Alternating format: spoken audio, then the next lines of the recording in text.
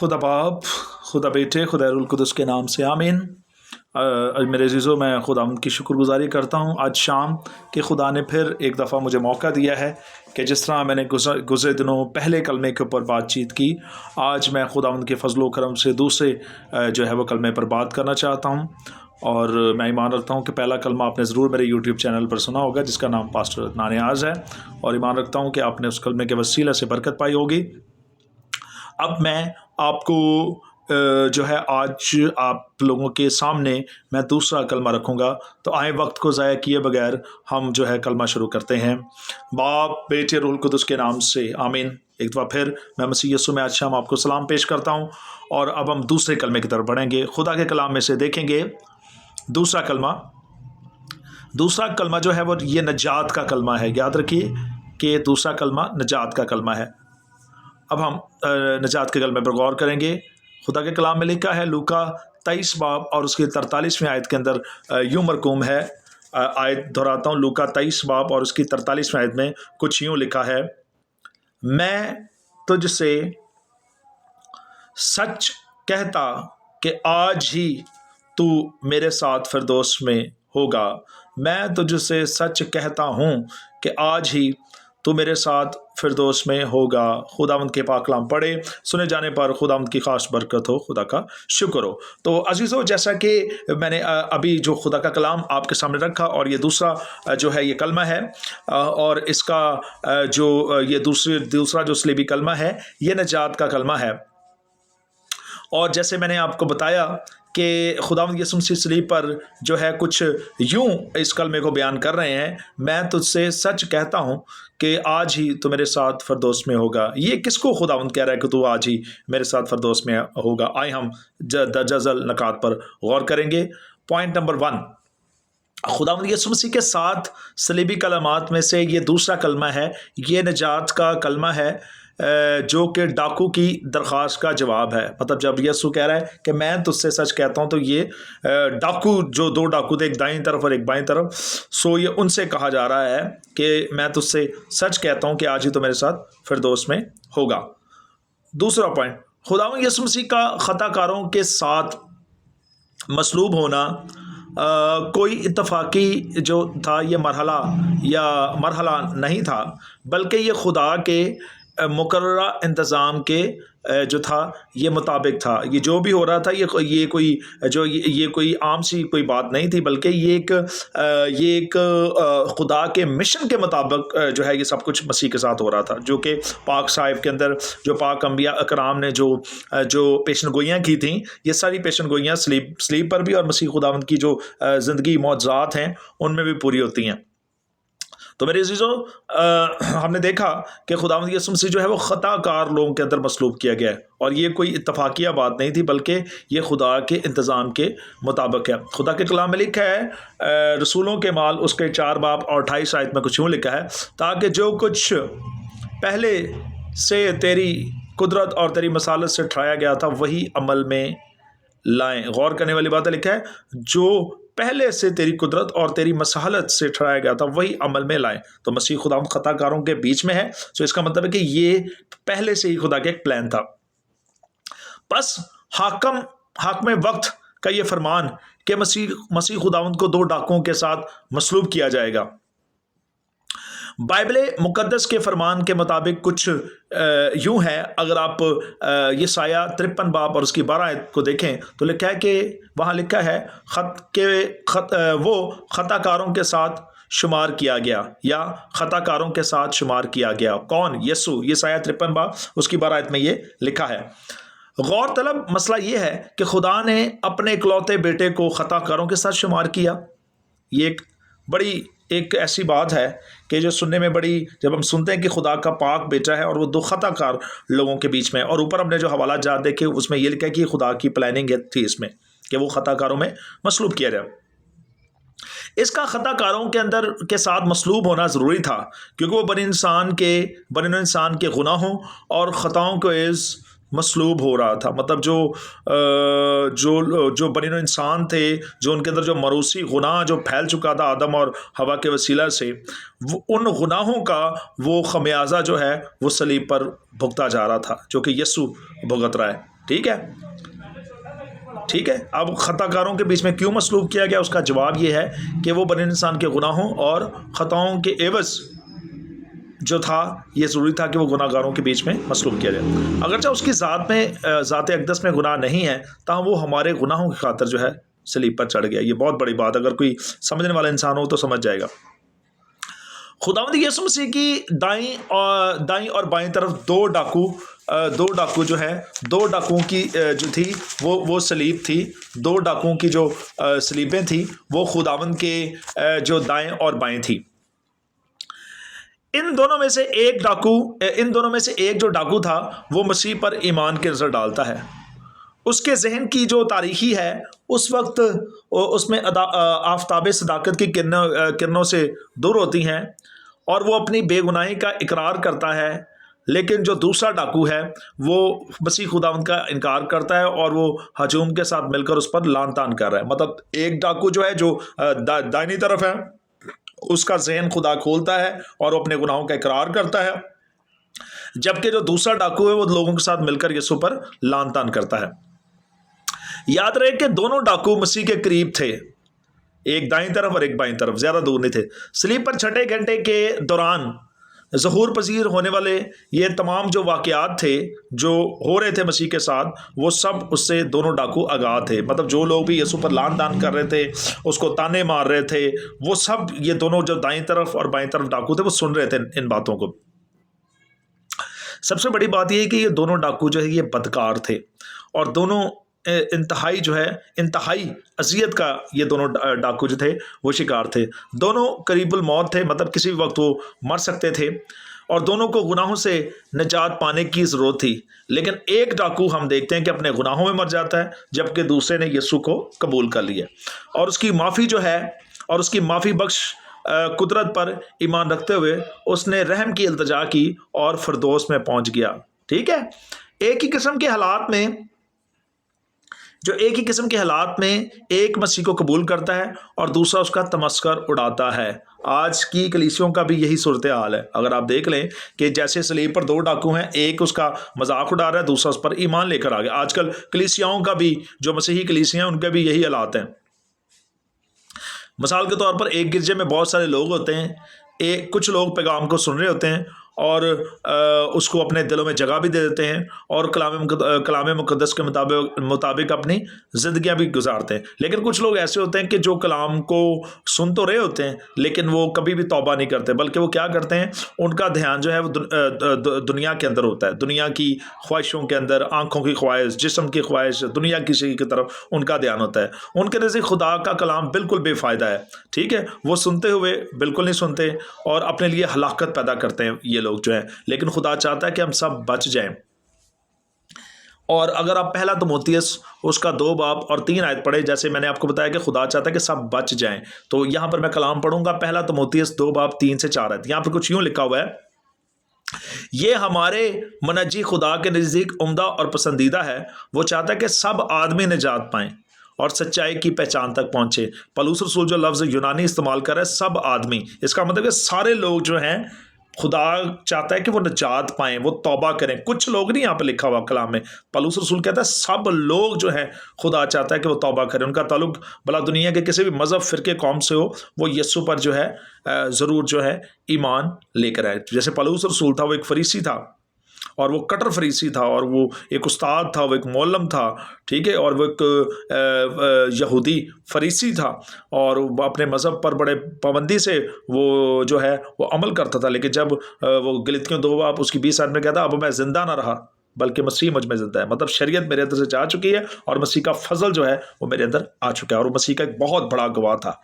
تو خدا چاہتا ہے کہ سب جو ہے نجات پائیں. اسی طرح یہ دونوں ڈاکو جو تھے، جو کہ بدکار تھے، خدا کا پلان تھا کہ یہ دونوں ہی اپنے گناہوں میں نہ مرے بلکہ توبہ کریں، اپنے گناہوں سے معافی مانگیں. لیکن جو قدرت کا نظام کچھ اس طرح تھا کہ ایک تو خدا پر ایمان لے آیا، لیکن دوسرا جو دوسروں کے ساتھ مل کر یسوع پر لعن طعن کرا تو وہ سیدھا اپنے باپ شیطان کے پاس چلا گیا.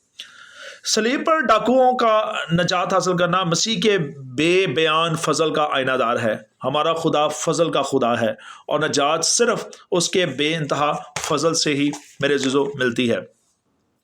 بتانا چاہوں گا کہ نہ ہمارے اعمال سے ہمیں کبھی بھی نجات نہیں ملتی، بلکہ یسوع پر ایمان لانے سے ہمیں نجات ملتی ہے۔ اگر ہم خدا کا کلام دیکھیں، افسیوں 2 باب اس کی 8 آیت میں لکھا، کیونکہ تم کو ایمان کے وسیلہ سے فضل ہی سے نجات ملی ہے، اور یہ تمہاری طرف سے نہیں، خدا کی بخشش ہے۔ افسیوں 2 باب اس کی 8 آیت۔ تو اب آپ دیکھ لیا کہ نجات میں جو ہمیں خدا نجات ملتی ہے وہ ہمیں ایمان کے وسیلہ سے ملتی ہے، ٹھیک ہے۔ جب ہم یسوع پر ایمان لے آتے ہیں تو ہمیں جو ہے وہ زندگی مل جاتی ہے، نجات مل جاتی ہے، ٹھیک ہے، اور یہ خدا کی بخشش ہے جو ہم لوگوں پر ہے۔ جو تائب دل ڈاکو کو فوق الفطرت واقعات کے رواں ہونے سے پہلے نجات پانا خدا کے فضل کی عکاسی کرتا ہے، ٹھیک ہے، کہ دیکھیں اس ڈاکو نے نہ پانی کا بپتسمہ لیا ہے، ٹھیک ہے، یہ سیدھا ہی فردوس میں چلا گیا، اس نے اپنے گناہوں کے اقرار کیا ہے اور مسیح کے ساتھ چلا گیا۔ تائب دل جو ڈاکو ہے اس کا ایمان ایک زندہ اور قیمتی ایمان ہے۔ یہ جو ڈاکو، اس کا ایمان زندہ ہے اور قیمتی ہے، اور سب سے بڑھ کر اس نے ایسے وقت میں مسیح سے درخواست کی تھی جب کہ مجمع یسوع مسیح پر لعن طعن کر رہا تھا۔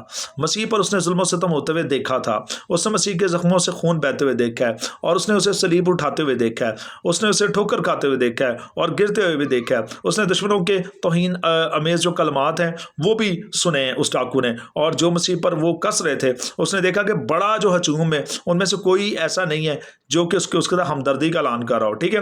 اس لیے وہ بے بسی کی حالت میں تھا، لیکن جو ڈاکو تھا وہ مسیح سے پھر بھی رحم کی درخواست کرتا ہے۔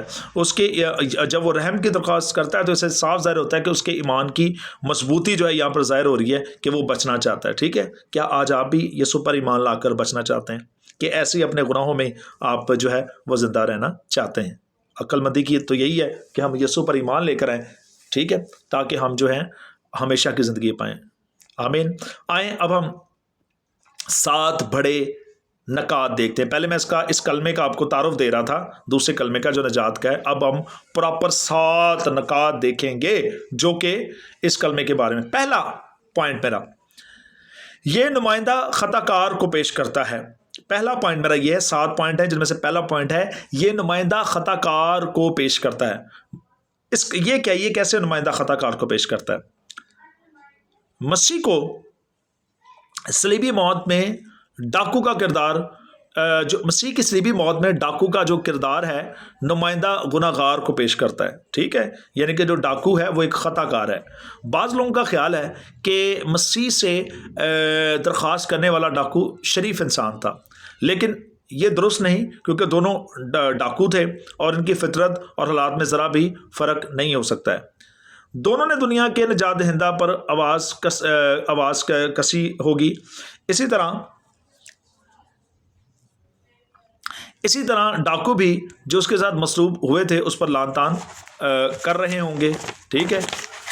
لیکن اگر آپ دیکھیں کتنی یہ قابل رحم یہ بات ہے کہ اس ڈاکو کی زندگی جو ہمیشہ کی زندگی کے کنارے پر کھڑا تھا لیکن اسے لینے سے انکار کر رہا ہے، ٹھیک ہے، دشمنوں کے ساتھ مل کر نجات دہندہ کی ہنسی اڑاتا ہے۔ مثال کے طور پر یہ جو دوسرا ڈاکو تھا، ایک نے تو نجات پالی، زندگی پالی، لیکن جو دوسرا ڈاکو تھا وہ تو مسیح پر لعن طعن کر رہا تھا اور دوسروں کے ساتھ مل کر اس پر تانے جو ہے وہ کس رہا تھا۔ یہ خباثت کی انتہا ہے اگر دیکھا جائے تو اس ڈاکو کے لیے جو یسوع پر ایمان نے لے کے آیا۔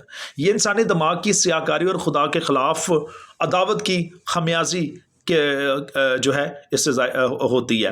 ہماری حالت بھی ایسی ہے، ہم اپنے گناہوں اور گھرونے کاموں سے اس کی تذلیل کرتے ہیں۔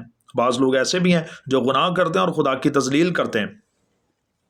رومیہ 3 باب 23 اس کی سب سے بڑی مثال ہے۔ پس ہم سب گناہ کی قید میں ہیں، اس لیے ہمارے اعمال بھی گناہ کے تابع ہیں۔ رومیو 3 باب اس کی 23 میں آپ پڑھ سکتے ہیں، وہاں پر لکھا سب نے گناہ کیا اور خدا کے جلال سے محروم ہیں۔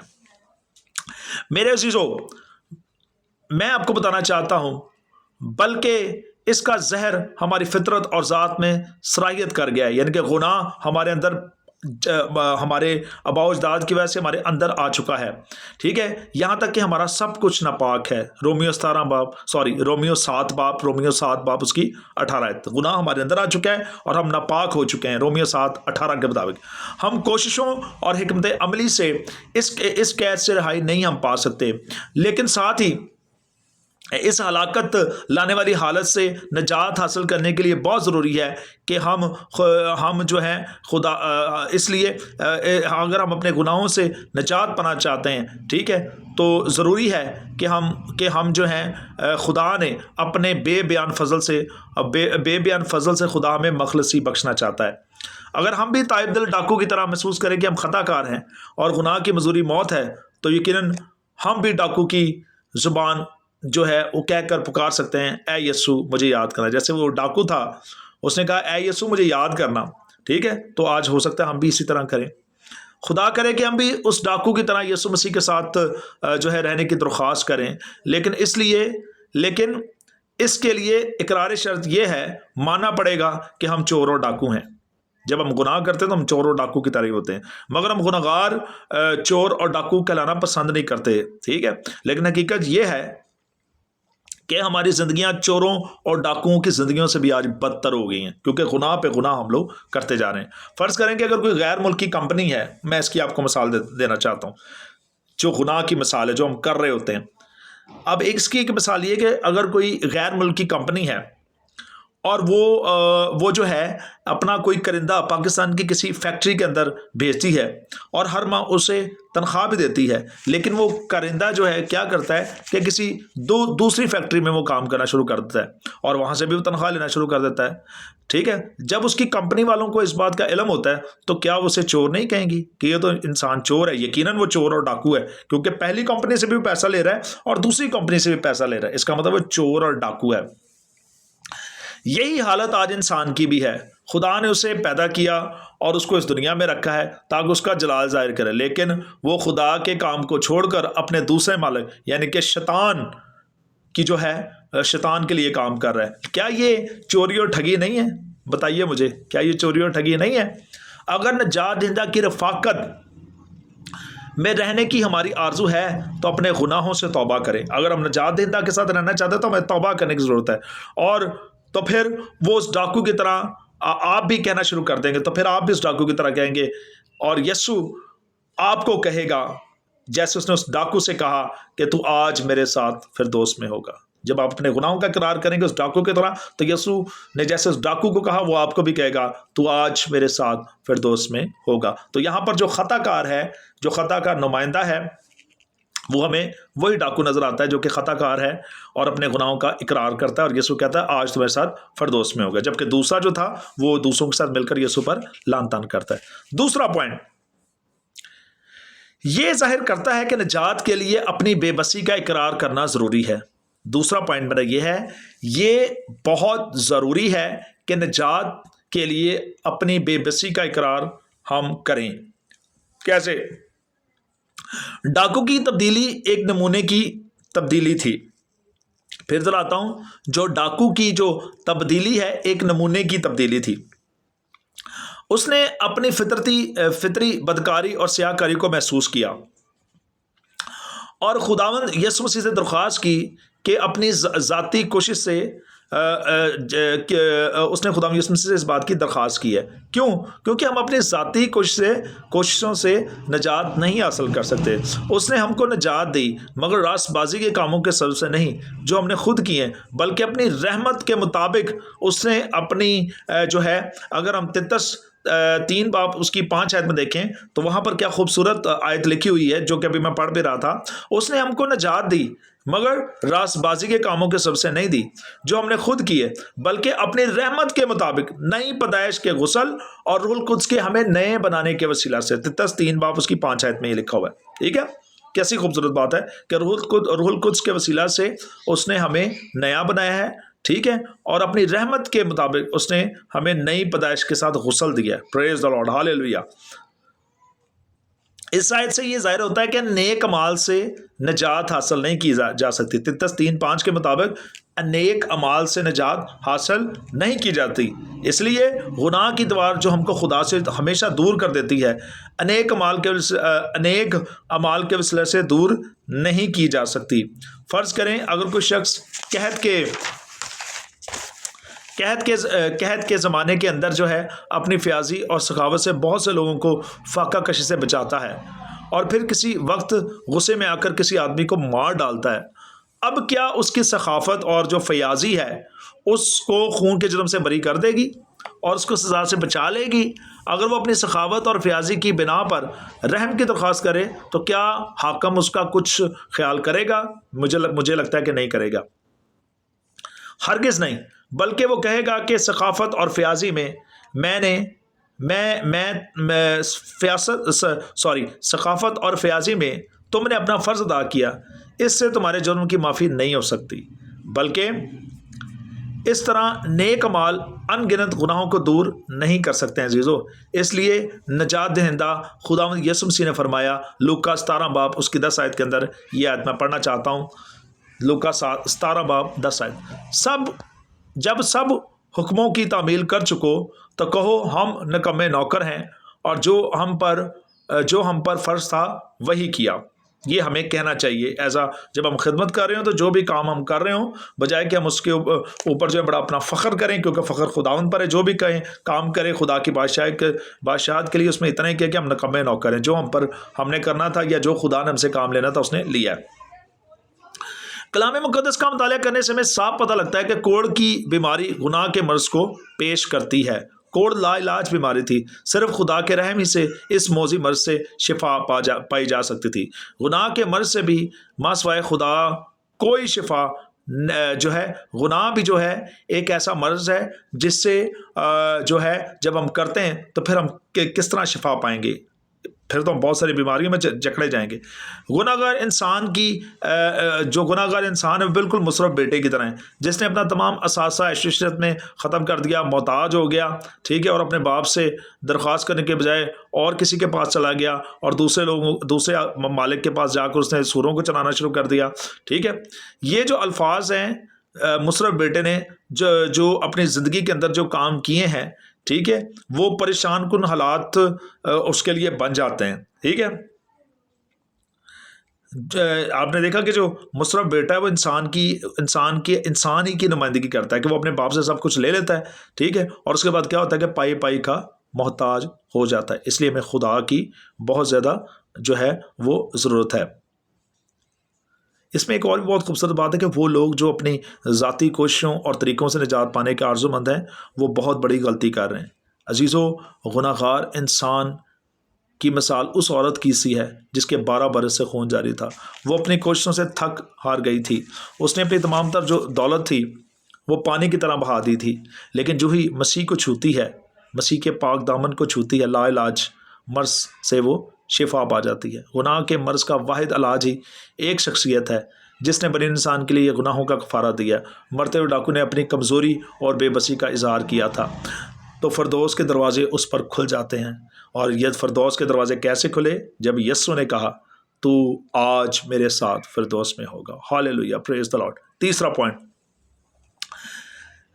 یہ توبہ اور ایمان کے مفہوم کو ظاہر کرتا ہے۔ تیسرا پوائنٹ ہے یہ توبہ اور ایمان کے مفہوم کو ظاہر کرتا ہے۔ کیسے ظاہر کرتا ہے؟ بعض لوگ گناہ پر افسوس کرنے کو توبہ کا نام دیتے ہیں، لیکن محض گناہوں پر افسوس کرنا ہی توبہ نہیں ہے، کیونکہ گناہوں پر افسوس تو یہودا اسکریوتی نے بھی کیا تھا، ٹھیک ہے۔ اس طرح گناہوں کو ترک کرنا بھی توبہ نہیں ہے، کیونکہ شمعون جادوگر نے بھی جادوگری کو ترک تو کر دیا تھا، لیکن پھر پطرس نے اس جادوگر سے کہا تھا، رسولوں کے مال اس کے 8 باب 23 آیت میں شمعون جادوگر سے کیا کہا گیا، جبکہ اس نے بھی تو اپنے گناہوں کو ترک کر دیا تھا، لیکن پطرس رسول اس کو کیا کہہ رہا ہے؟ رسولوں کے مال اس کے 8 باب اور 23 آیت میں پڑھنا چاہوں گا یہ والا، میں دیکھتا ہوں کہ تو پت کی سی کڑواہٹ اور ناراستی کے بند میں گرفتار ہے۔ یہ شمعون سے کہا جا رہا ہے۔ حقیقی توبہ گناہ کی قائلیت، گناہ سے نفرت اور گناہ کو ترک کرنا ہے۔ یہی بات ہم ڈاکو میں دیکھتے ہیں۔ وہ اپنے ساتھی سے مخاطب ہو کر کہتا ہے، کیا تو خدا سے نہیں ڈرتا؟ حالانکہ اسی سزا میں ہم گرفتار ہیں اور اس کی ہم سزا بھی پا رہے ہیں، ٹھیک ہے۔ ابھی تھوڑے عرصے پہلے یہی ڈاکو دشمنوں کے ساتھ مل کر مسیح خداوند کا مذاق اڑا رہا تھا، لیکن خدا کے پاک روح نے کیا کام کیا؟ ڈاکو کی فکر، رجحان اور عمل جو ہے وہ یکسر جو ہے وہ بدل جاتا۔ یہی وہ 2 ڈاکو تھے نا جو یسوع مسیح پر لعن طعن بھی کر رہے تھے، لیکن جیسے مسیح ان کے درمیان میں مسلوک کیا جاتا ہے خطا کاروں کے بیچ میں، تو اس ڈاکو کا رویہ ہی تبدیل ہو گیا۔ کیسی بات ہے! مسیح جب ہمارے اندر آتا ہے تو ہمارا رویے تبدیل ہو جاتے ہیں، ہماری زندگی کو نیا بنا دیتا ہے، اور کوئی نہیں بنا سکتا ہماری زندگی نہیں۔ پولس رسول کو بھی اس نے نیا بنا دیا تھا، ہاللیلویہ۔ 12 شاگردوں کو اس نے نیا بنا دیا تھا، اور پوری دنیا کو وہ نیا بنا دیتا ہے، ہاللیلویہ، پریز دا لارڈ۔ خوب، کیا ہی خوبصورت بات ہے یہ۔ سو میرے عزیزو، بتانا چاہتا ہوں، آگے ہم چلیں گے، لیکن خدا کے پاک روح نے اس ڈاکو کو تبدیل کر دیا، اور ڈاکو کی فکر رجحان تبدیل ہو جاتا ہے۔ دوسرے ڈاکو سے وہ کہتا ہے کیا تو سزا سے نہیں ڈرتا؟ وہ خدا کو بطور مصنف قبول کرتا ہے۔ جب وہ یہ کہتا ہے نا کیا تو سزا سے نہیں ڈرتا، تو وہ خدا کو بطور اپنا مصنف قبول کر لیتا ہے۔ ہماری سزا تو وہ ڈاکو کہہ رہا ہے کہ واجبی ہے، کیونکہ ہم نے جیسے کام کیے ہیں ویسے اس کا بدلہ بھی پا رہے ہیں، ٹھیک ہے۔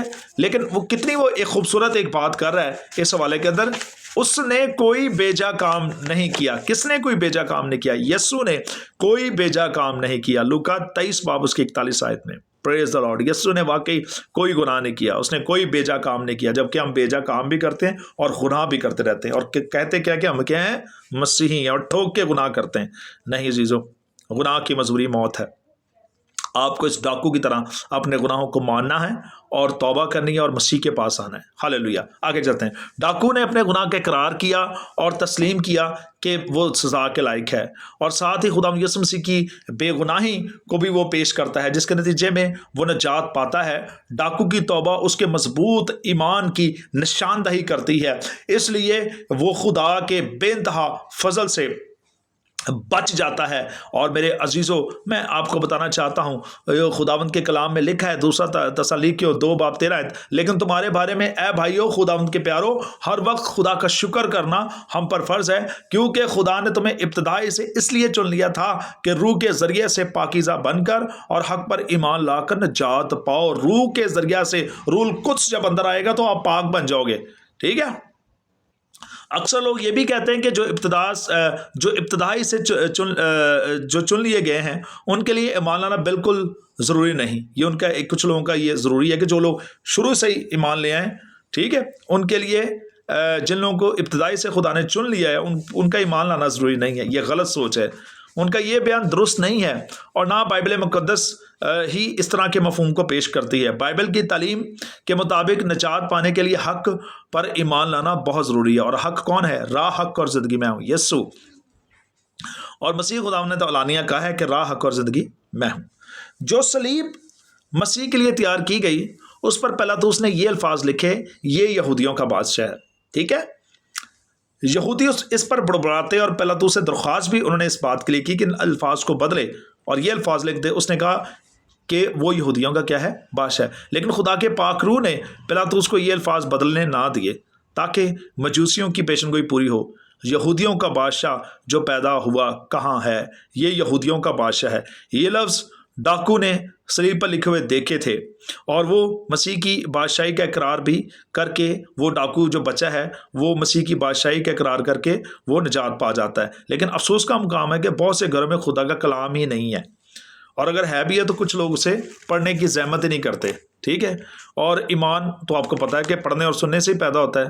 خدا کے کلام کو پڑھنا بھی جو ہے وہ خدا کے کلام کو سننے کے مترادف ہی ہے۔ پھر دہراتا ہوں، خدا کے کلام کو پڑھنا اس کو سننے کے مترادف ہی ہے۔ لہٰذا جو لوگ بائبل نہیں پڑھتے ہیں ان میں ایمان کیسے پیدا ہوگا؟ کیونکہ راست بازی کے لیے ایمان لانا جو ہے دل سے ہوتا ہے، اور نجات کے لیے اقرار منہ سے کیا جاتا ہے۔ رومیو 10 باب اس کی 10 آیت، میں اب اس کو پراپر بائبل کی طرح پڑھنا چاہتا ہوں، لکھا ہے، اور کیونکہ راست بازی کے لیے ایمان لانا دل سے ہوتا ہے اور نجات کے لیے اقرار منہ سے کیا جاتا ہے۔ تو وہ لوگ جو چرچ نہیں جاتے، کلام نہیں سنتے، ان کے اندر کیسے ایمان پیدا ہوگا؟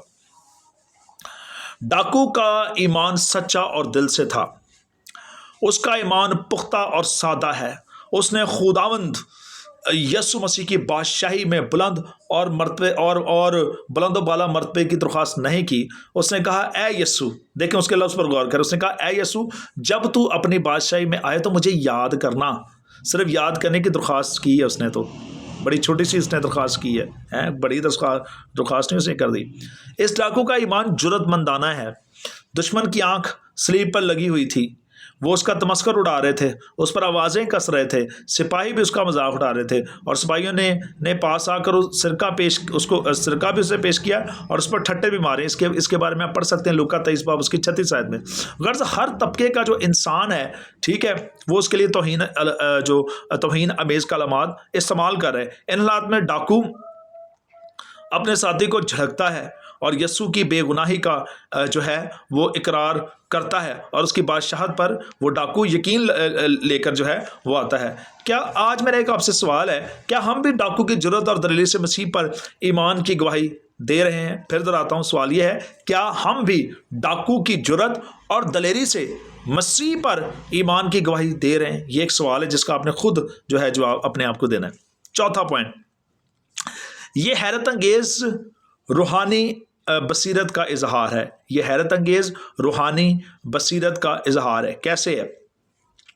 صلیب پر ڈاکو نے اپنے گناہوں کو محسوس کیا اور مسیح کی بادشاہت پر اس نے جو ہے ایمان لا کر علانیہ اس بات کا اظہار بھی کر دیا۔ اس کے منہ سے نکلے ہوئے جو فکرے تھے اپنے اندر بہت زیادہ جو تھے وہ معنی رکھتے تھے۔ کیسے یہ اس کے جو ڈاکو کے جو منہ کے اندر سے جو الفاظ نکلے تھے وہ کیسے معنی رکھتے تھے؟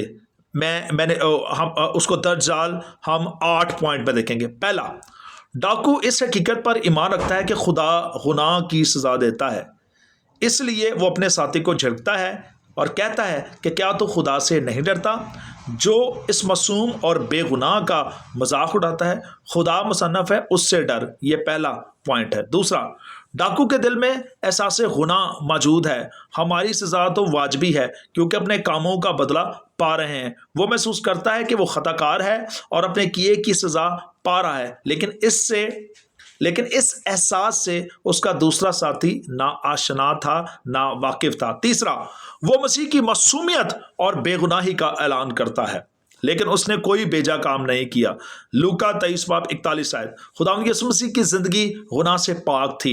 اس نے بے گناہی کا اعتراف، اس کی بے گناہی کا جو اعتراف ہے وہ اس کے دشمن بھی جو ہے کر رہے ہیں۔ تعریف ہمیشہ وہی ہوتی ہے جو آپ کے دشمن کریں۔ کیسی بات ہے یہ؟ اور خداوند یسوع مسیح کے دشمن اس کی تعریف کر رہے ہیں، بڑی بات ہے۔ یہودا اسکریوتی نے کہا، میں نے ایک بے گناہ کا خون بہایا۔ پلاطس نے کہا، میں نے اس میں قتل کی کوئی وجہ نہیں پائی۔ پلاطس کی بیوی نے کہا، تو اس راست باز سے کوئی کام نہ رکھ۔ یہی بے گناہ جو شخصیت اب صلیب پر لٹکی ہوئی ہے۔ ڈاکو کی روحانی بصیرت کام کرتی ہے اور اس کی بے گناہی کا اعلان کرتا ہے۔ چوتھا پوائنٹ جو ہے وہ کیا ہے؟ وہ یہ ہے، ڈاکو مسیح یسوع کے خداوند ہونے کا اقرار کرتا ہے۔ مسیح صلیب پر لٹکا ہوا ہے، لوگ اس کا تمسخر اڑا رہے ہیں اور یہ کہہ رہے ہیں کہ اگر تو خدا کا بیٹا تو نیچے اترا، صلیب پر سے نیچے اترا۔ مسیح نے اس کا کوئی جواب نہیں دیا انہیں، لیکن پھر بھی ڈاکو اس پر ایمان لے آتا ہے اور اسے خداوند کہتا ہے۔ ڈاکو کوئی عجیب کام یا معجزہ دیکھ کر خداوند پر نہیں ایمان لے کر آیا، بلکہ ایمان سے جو ہے وہ یسوع کو خداوند قبول کرتا ہے۔ یسوع مسیح نے بھی کہا، مبارک ہیں وہ لوگ جو بغیر دیکھے ایمان لاتے ہیں۔ پانچواں پوائنٹ، ڈاکو خداوند یسوع مسیح کی بادشاہت پر جو ہے وہ ایمان لے کر آتا ہے۔ ڈاکو اس کی بادشاہت کا یقین کرتا ہے ایسے حالات میں جب کہ ہر کوئی اس کا مذاق اڑا رہا ہے، ٹھیک ہے۔ ساتواں پوائنٹ، خدا جو ڈاکو ہے اس بات پر ایمان رکھتا ہے کہ یسوع نجات دے سکتا ہے۔ پریز دا لارڈ۔ جب مسیح خداوند نے صلیب پر سے اپنے دشمنوں کے لیے دعا کی ہے تو ڈاکو کے لیے یہ معافی کا پیغام بہت مؤثر ہوا۔ اس نے پکار کر کہا، مجھے یاد کرنا، ٹھیک ہے۔ اگر دوسرا الفاظ میں کہا جائے تو وہ یہ بھی کہہ سکتا ہے کہ مجھے نجات دینا۔ آخری پوائنٹ یعنی کہ 8واں پوائنٹ، ڈاکو مسیح کی آمد ثانی پر بھی ایمان رکھتا ہے۔ جب تو آئے، یا یاد رکھیں لکھا ہے جب تو آئے، وہ حال سے مستقبل کی طرف دیکھتا ہے۔ وہ صلیب پر ایمان کی آنکھوں سے اس کی دوسری آمد کا انتظار کرنے لگتا ہے۔ پریز دی لارڈ، ہاللیلویہ۔ 5واں پوائنٹ، یہ یسوع مسیح کو بطور نجات دہندہ پیش کرتا ہے۔ کوہ کلوری کی تینوں صلیبیں ایک دوسرے سے بہت دور نہ تھیں، اس تائب دل ڈاکو کی پکار مسیح خداوند بآسانی جو ہے سن سکتا تھا۔ ہجوم کا جو ایک ایک آدمی اس پر لعن طعن کر رہا ہے اور اس سے الوہیت کا ثبوت مانگ رہا ہے، لیکن خداوند یسوع مسیح ان کی باتوں پر جو ہے وہ توجہ نہیں دیتا، لیکن چونکہ ایک تائب دل کی پکار اس کے کانوں تک پہنچتی ہے، وہ بالآخر جواب دیتا ہے۔ ان لوگوں کا جواب نہیں دیتا جو اس پر لعن طعن کر رہے ہیں یا جو اس کی الوہیت کے بارے میں اس کو کہہ رہے ہیں کہ اگر تو خدا کا بیٹا ہے، ٹھیک ہے، لیکن جب ایک ڈاکو پکارتا ہے تو وہ فوراً ہی کہہ دیتا ہے آج تو میرے ساتھ فردوس میں ہوگا۔ میرے عزیزو، مرنے والا تائب دل ڈاکو نجات کی اس حقیقت کو جو مرنے والا جو ڈاکو ہے، یا یہ بھی آپ کہہ سکتے ہیں کہ مرنے والا تائب دل ڈاکو کی نجات اس حقیقت کو ظاہر کرتی ہے کہ وہ ہر گناہ گار کو جو توبہ اور ایمان کی طرف رجوع لے کر آتا ہے، میرے عزیزو، ہر جو بندہ ہے جو توبہ اور اپنے گناہوں سے معافی مانگتا ہے، خدا اسے قبول کر لیتا ہے۔ مطلب جو بندہ جو ہے ڈاکو کی طرح اپنے گناہوں کو قبول کر لیتا ہے، خدا بھی اسے قبول کر لیتا ہے۔ اور خدا کے کلام میں بھی لکھا ہوا ہے، لوکا 19 باب اس کی 10 آیت میں آپ لوگوں کے سامنے پڑھنا چاہتا ہوں، کیونکہ ابن آدم کھوئے ہوموں کو ڈھونڈنے اور نجات دینے آیا ہے۔ اس کا مطلب اگر کوئی بھی توبہ کرے گا، اپنے گناہوں سے معافی مانگے گا ڈاکو کی طرح، تو خدا اسے قبول کر لے گا۔ آگے، اگرچہ ڈاکو کو آخری وقت میں نجات ملی تھی، تاہم ہمیں اپنی زندگی کے آخری ایام کا انتظار نہیں کرنا چاہیے۔ کوئی پتہ نہیں کبھی بھی موت آ سکتی ہے، ٹھیک ہے۔ ایک دفعہ کا ذکر ہے، ایک لڑکی کسی کنونشن میں گئی اور خدا کے مؤثر کلام نے اس کے دل پر اثر کیا اور اسے اپنے گناہوں کا احساس ہونا شروع ہو گیا، لیکن وہ وہاں سے یہ سوچ کر چلی گئی کہ ابھی کون سی جلدی ہے، توبہ تو میں کسی وقت بھی کر سکتی ہوں۔ ابھی وہ رستے میں تھی میرے عزیزو کہ اس کا ایکسیڈنٹ ہو جاتا ہے، ٹھیک ہے، اور کیا ہوا کہ وہ بغیر توبہ ہی دنیا سے چلی گئی۔ اگر آپ کے دل میں احساس گناہ آج پیدا ہو رہا ہے تو ضرورت یہ ہے کہ آپ توبہ کریں، اپنے گناہوں سے معافی مانگیں اور مسیح خداوند کی رفاقت میں آ جائیں۔ چھٹا پوائنٹ، یہ مخلصی یافتہ کے اطمینان بخش انجام کو پیش کرتا ہے۔ یہ مخلصی یافتہ کے اطمینان بخش انجام کو پیش کرتا ہے۔ کیسے کرتا ہے؟ تو آج میرے ساتھ فردوس میں ہوگا۔ ڈاکو نے صرف یاد رکھنے کی درخواست کی تھی۔ اگر دیکھا جائے تو ڈاکو نے تو کہا ہے کہ تو آج یسوع مسیح کیا کہہ رہا ہے؟ تو آج ہی میرے ساتھ فردوس میں ہوگا، یہ یسوع کہہ رہا ہے۔ ڈاکو نے تو صرف یاد رکھنے کے لیے کہا تھا، لیکن خداوند یسوع مسیح نے اسے اپنے ساتھ نہ صرف اپنے ساتھ رکھا ہے بلکہ اسے ایسا یقین دلایا ہے کہ وہ ہمیشہ تک اس کے ساتھ رہے گا، ٹھیک ہے۔ اس حقیقت میں ہمیں ذرا بھی شک نہیں کرنا چاہیے کہ خدا ہماری توقعات سے زیادہ ہمیں دیتا ہے۔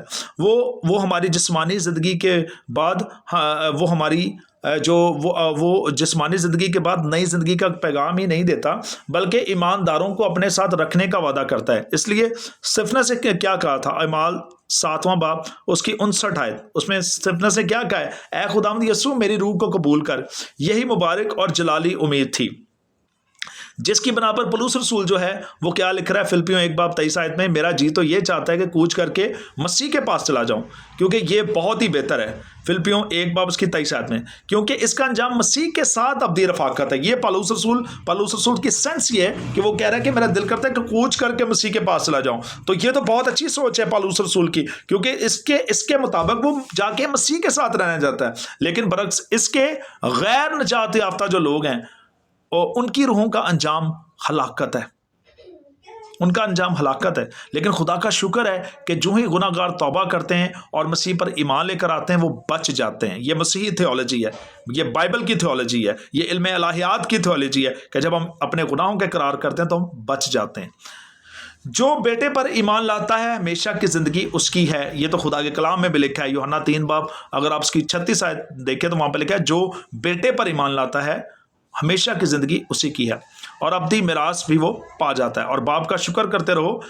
پولس رسول کلسیوں 1 باب اس کی 12 آیت میں کیا کہتا ہے؟ اور باپ کا شکر کرتے رہو جس نے ہم کو اس لائق کیا کہ نوروں میں مقدسوں کے ساتھ میراث کا حصہ پائیں۔ ہاللیلویہ۔ کلسیوں 1 باب 12 میں لکھا ہے اپنے اندر خدا کے پاک روح کو کام کرنے دیجئے۔